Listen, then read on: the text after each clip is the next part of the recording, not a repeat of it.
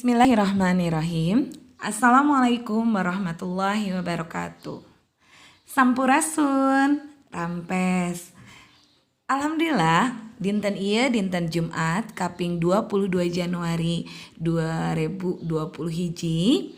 Urang ayeuna tiasa papendak deui dina pangajaran opat Sunda kelas 6, kelas genep, temana globalisasi.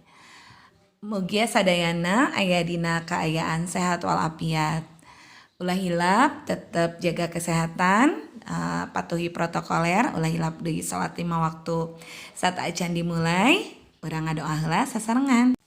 Bismillahirrahmanirrahim. Rabbi tu billahi robba wa bil islami dina wa bi Muhammadin nabiyya wa rasulullah. Rabbi zikni ilman warzuqni fahman birahmatika ya arhamar rahimin. Amin ya robbal alamin. Anak-anak Ibu Ika nu saleh sareng salehah dina semester hiji di video pembelajaran di YouTube Bu Ika aya ngeunaan pengertian tina globalisasi.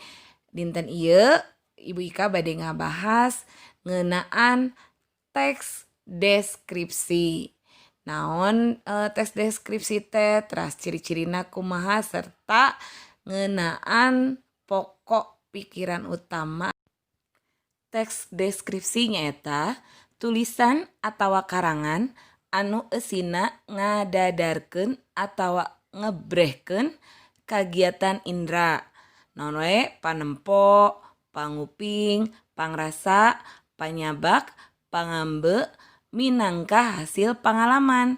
Jadi tes deskripsi itu nyata menjabarkan, menjelaskan tentang segala sesuatu yang mencakup kegiatan penginderaan, penglihatan, pendengaran, rasa, sentuhan, penciuman yang berdasarkan hasil pengalaman.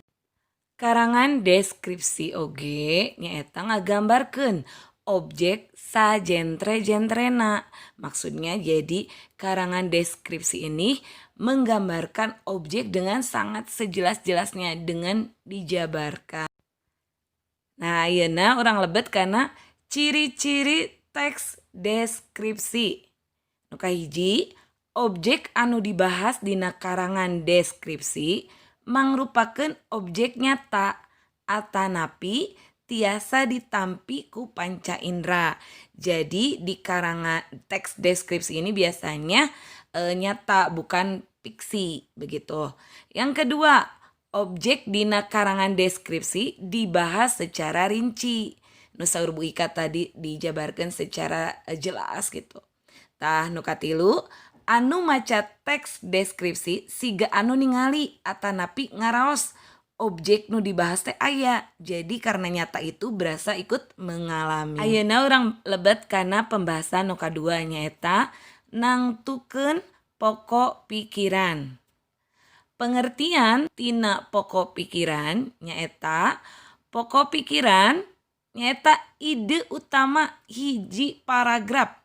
Pokok pikiran sok disebut oge pikiran utama atawa gagasan utama. Jadi dari satu paragraf itu pasti ada satu ide pokok pikiran utama, idenya. Nah, selanjutnya yaitu apa sih pokok pikiran dina hiji paragraf teh biasanya adanya di mana? Biasanya dalam satu paragraf pokok pikiran itu ada di awal, tengah, atau di tungtung paragraf. Serta biasanya dituturkeun ku kalimah-kalimah satuluyna anu leuwih ngajentrekeun maksud pikiran dina eta paragraf. Jadi satu pokok pikiran itu biasanya kalau ada di depan, nah kalimat belakangnya itu menjelaskan tentang pokok pikiran utama. Jadi kalimat selanjutnya itu biasanya kalimat penjelas yang menjelaskan dari si pokok pikir utama itu. Unggal paragraf mibanda hiji pokok pikiran anu merupa saripati tina hal anu dicaritakeun dina eta paragraf. Kulantaran kitu sangkan bisa nyangkem eusi paragraf leuwih ti heula kudu bisa nangtukeun pokok pikirana.